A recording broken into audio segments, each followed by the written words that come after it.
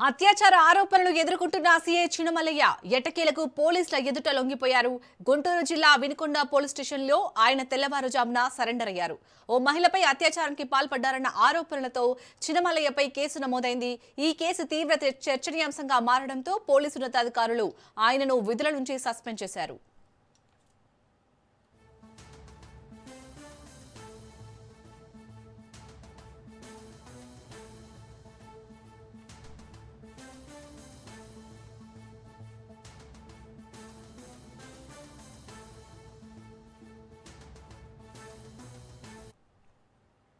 ఇదిలా ఉండగా అరెస్టు రక్షణ కోసం చినమల్లయ్య ముందస్తు బెయిల్ కోరుతూ సుప్రీంకోర్టును ఆశ్రయించారు. అయితే ఆయన దాఖలు చేసిన పిటిషన్ను సుప్రీంకోర్టు కొట్టివేసింది.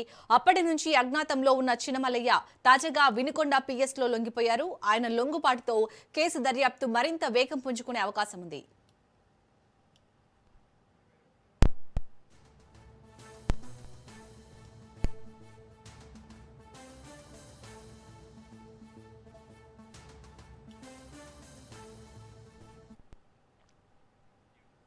ఇక అజ్ఞాతంలో ఉన్న చినమల్లయ్య అయితే తాజాగా వినుకొండ పిఎస్ లో లొంగిపోయినట్టుగా తెలుస్తుంది. మరిన్ని డీటెయిల్స్ ని మా ప్రతినిధి రమేష్ అందిస్తారు. రమేష్, చాలని CI Chinnamallaiah Vinukonda police station లో లొంగిపోయారు. ఏదైతే మరి మహిళ లైంగిక వేధింపు కేసులో ఆయన పైన కేసు నమోదైంది. కేసు నమోదు చేసినటువంటి నేపథ్యంలో అటు ఐజీ ఆయన్ని సస్పెండ్ చేస్తూ కూడా ఉత్తర్వులు జారీ చేసినటువంటి పరిస్థితి అయితే ఉంది. అయితే కొంతకాలంగా ఆయన అజ్ఞాతంలోకి వెళ్ళాడు. సిఐ చిన్నమల్లయ్య ఆ కేసు నమోదైన తర్వాత పరారీలో ఉన్నటువంటి నేపథ్యంలో వినుకొండ పోలీసులు 3 బృందాలుగా కూడా ఏర్పడి ఆయన్ని పట్టుకునేందుకు కూడా తీవ్ర ప్రయత్నం అయితే కొనసాగింది. ఈ నేపథ్యంలో ఆయన 2 రోజుల క్రితం కూడా ఐజీ రేంజ్ ఐజీ త్రిపాఠి కూడా ఆయన్ని పూర్తిగా కూడా విధుల నుంచి తొలగిస్తున్నట్టు కూడా సిఐ పోస్ట్ నుంచి కూడా తొలగిస్తున్నట్టు కూడా ఆ ప్రభుత్వం అయితే జీవో జారీ చేసినటువంటి పరిస్థితి అయితే ఉంది. ఈ నేపథ్యంలోనే అటు హైకోర్టుకి వెళ్లారు. అదేవిధంగా సుప్రీంకోర్టు కూడా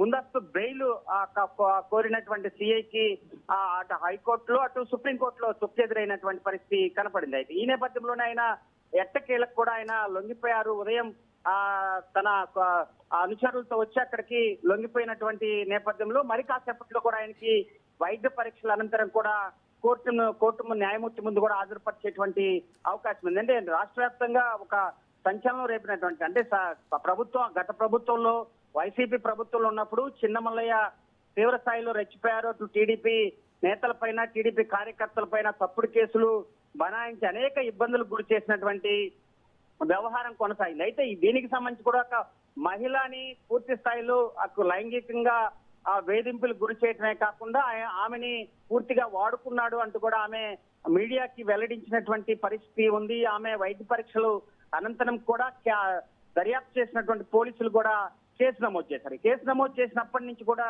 పరారీలో ఉన్నాడు చిన్నమల్లయ్య.